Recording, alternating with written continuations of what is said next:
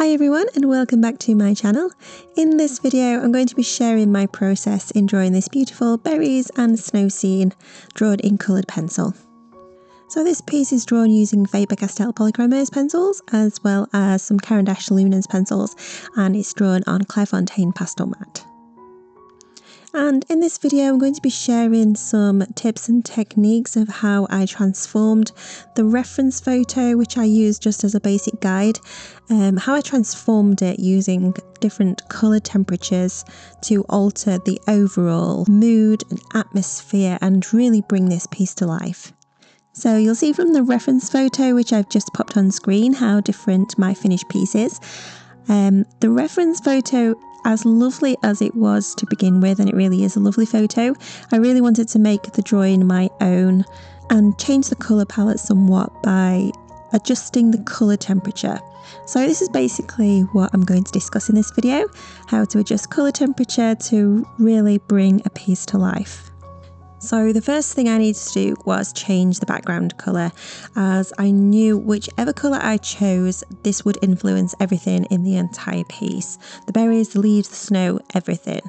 I really wanted to simplify the background. I didn't want it to be as complicated and as complex looking as in the reference photo. I wanted the berries and snow to stand out on their own. So I've always looked how snow looks on a really bright sunny day, especially in the shadows where the snow appears to be blue and purple, that sort of colour. So I really wanted to use this as my influence for this drawing. So a cool icy blue was my starting point. So I developed my background on some various blue tones.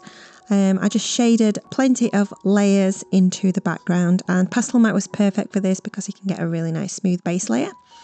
So I started with some lighter, brighter blues, gradually introduced some darker blues as well, just for a little bit of variation, and a few light tones as well, just to break things up a little bit. I didn't want it to be a completely solid background. I wanted a little bit of indication that there was a lot of snow on the ground.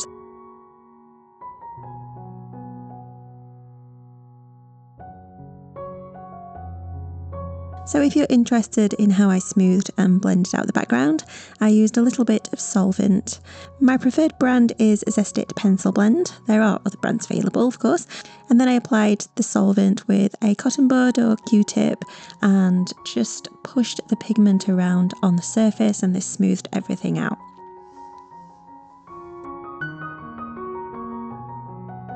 You can see me going in with my white pencil here. I'm just adding a little extra indication of some clumps of snow in the background, and then just tidying everything up with the blue tones that I've already used. So when we talk about colour temperature, blue is a really cool tone. That means everything in my drawing needed to lean slightly towards a cooler palette. Not drastically, just really quite subtly. So for example, the greens in the leaves had to be on the cooler side, more like soft minty greens rather than bright greens. If, say for example, I went in the opposite direction and did a warm toned background like yellows and oranges, those same leaves would shift towards a brighter, more tropical green. So this little colour temperature adjustment is something I kept in mind throughout the entire drawing. It's really quite subtle, but it really helps everything feel more cohesive. So like I mentioned before, I really like the way that snow looks in the sun. So I didn't want this to be a snow piece which is a dull snow piece. I did want it to look as though the sun is out. So some of the leaves I did reserve for a little bit of bright green, but in general I kept the green tones quite cool. So my juniper green Polychromos pencil played a really big part in this drawing, but I did use a few brighter greens, just a hint of the idea that the sun may be catching those leaves. Now moving on to the snow, and this is where adjusting the colour temperature really comes into play. Snow looks white at first glance, but if you look closely at the shadows, there are so much more going on than just white and plain grey. In my reference, which I'm showing here, the shadows are mostly grey, which to me feels a little bit flat and lifeless, and I really wanted more energy in my drawing. So since I already have a cool background, the snow needs to pick up those cool tones too. It's not just because the background is blue, it's also because snow itself is reflective and it naturally picks up the most dominant colour around it, which in this case is blue. So I went with blue shadows in the snow, blue being the most dominant colour I used in the snow shadows.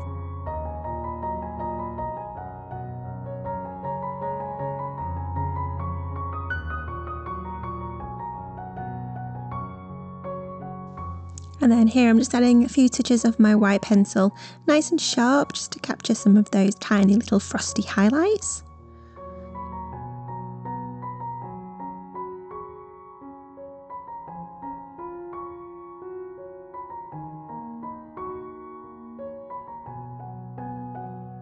So in terms of the blue shadows, most of the general shadow areas are a really soft sky blue.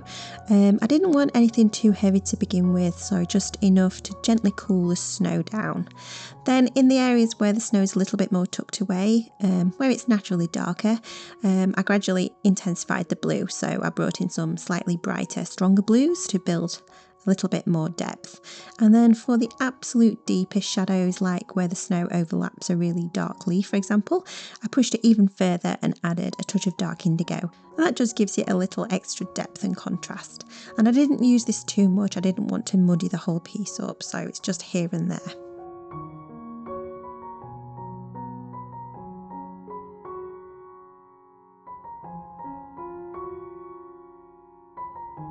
Then there are the berries close to the snow. Red is such a strong dominant colour, so I wanted the snow to reflect that, but not by adding straight red or pink. Instead, I used purple, because if you go back to your early school days, you may remember that red and blue makes purple. So I wanted to mix this cool blue temperature of the snow with the red to get a subtle purple. So right next to the berries, I added really subtle hints of purple to reflect them. And it's only a small touch, but I really think it makes all the difference.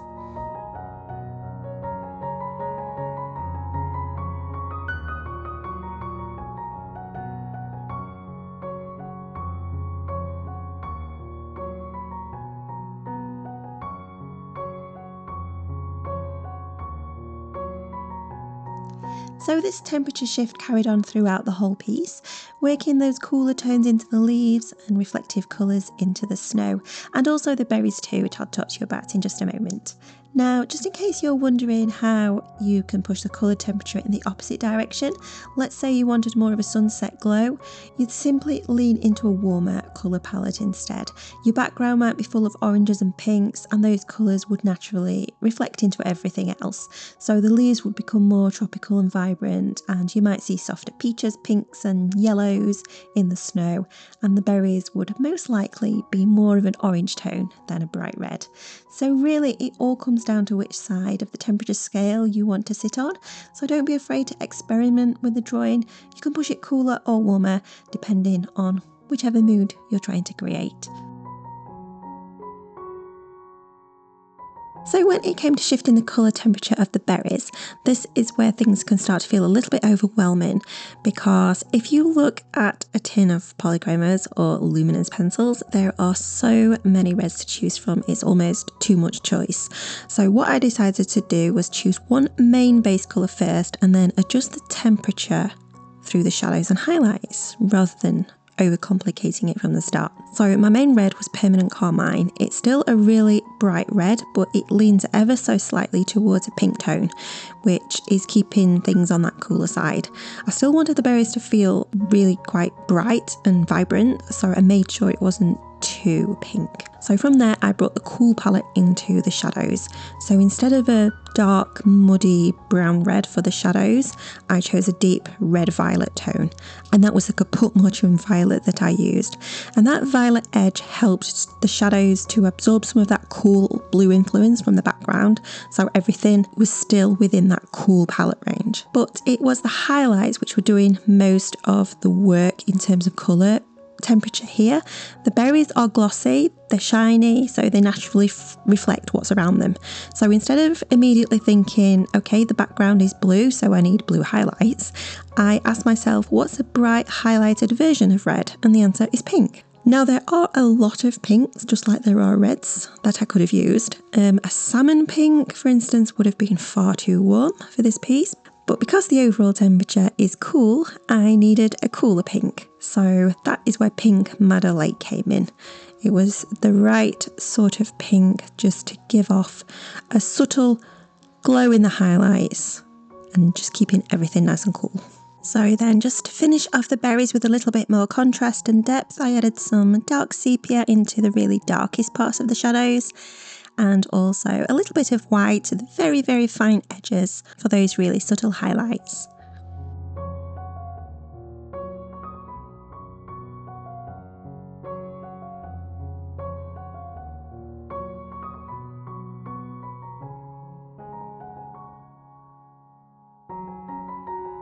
If you'd like to draw along and complete this drawing in its entirety, packed with loads of tips and techniques, the full 5-part tutorial class, which is just under 14 hours in total, is available over in the Nature Studio membership on my Patreon.